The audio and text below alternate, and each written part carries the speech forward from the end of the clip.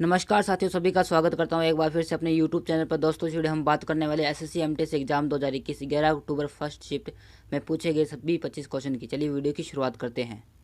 पहला प्रश्न हमारा पूछा गया था, कॉस्मोस किस प्रकार का उपग्रह है? कॉस्मोस एक जासूसी उपग्रह है।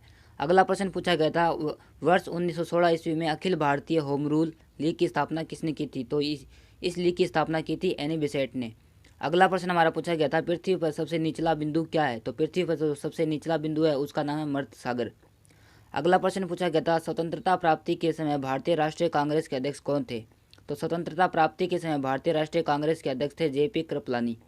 अगला प्रश्न हमारा पूछा गया था, बदायूनी किसके दरबार में आया था? बदायूनी अलाउद्दीन के दरबार में आया था। अगला प्रश्न पूछा गया था, प्राकृतिक बहुलक का उदाहरण क्या है? प्राकृतिक बहुलक का उदाहरण सेल्यूलोज है। अगला प्रश्न पूछा गया था, कांचीपुरम मंदिर का निर्माण किसने करवाया था? तो कांचीपुरम मंदिर का निर्माण पल्लवों ने कराया था। सही उत्तर हो जाएगा इस प्रश्न का हमारा पल्लवों ने। अगला प्रश्न पूछा गया था, राजस्थान नहर जो इंदिरा गांधी नहर के नाम से जानी जाती है किस नदी से पानी प्राप्त करता है? तो यह सतलुज नदी से पानी प्राप्त करती है। अगला प्रश्न पूछा गया था, प्रतिजैविक किससे बनता है? प्रतिजैविक पेंसिल कवक से बनता है। अगला प्रश्न पूछा गया था, हड़प्पा कालीन लोथल स्थल कहाँ पर स्थित है? हड़प्पा कालीन लोथल स्थल गुजरात में स्थित है। अगला प्रश्न आया था हमारा, काला बाजार का रोगवाहक क्या होता है? काला जार का रोगवाहक होता है सिकता मक्खी। अगला प्रश्न पूछा गया था, सिंधु घाटी सभ्यता किस प्रकार की सभ्यता थी? सिंधु घाटी सभ्यता शहरी सभ्यता थी। अगला प्रश्न पूछा गया था, सिंधु घाटी के लोग किसकी पूजा करते थे? सिंधु घाटी के लोग पशुपति की पूजा करते थे। अगला प्रश्न पूछा गया था, चंबल और साबरमती नदी प्रणाली किस पर्वत को द्विभाजित करता है? तो चंबल और साबरमती नदी अरावली पर्वत प्रणाली को द्विभाजित करती है। अगला प्रश्न पूछा गया था, रुद्र सागर झील किस राज्य में स्थित है? रुद्र सागर झील मध्य प्रदेश में स्थित है। अगला प्रश्न आया था, यदि दो तत्वों की परमाणु संख्या समान किंतु द्रव्यमान संख्या भिन्न भिन्न हो तो वह क्या कहलाता है? यह कहलाता है समस्थानिक आइसोटोप।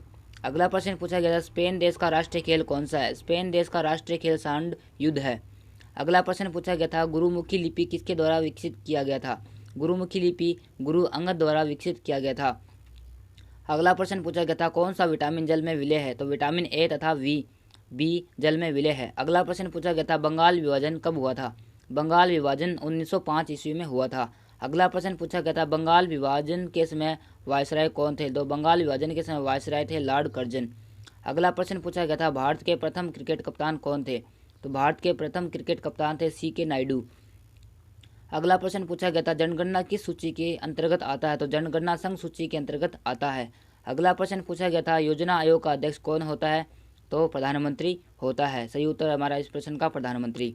अगला प्रश्न पूछा गया था, अर्थशास्त्र का जनक किसे कहा जाता है? अर्थशास्त्र का जनक एडम स्मिथ को कहा जाता है। दोस्तों, वीडियो अच्छी लगे तो लाइक करना, शेयर करना एंड सब्सक्राइब करना। मिलते हैं नेक्स्ट वीडियो के साथ।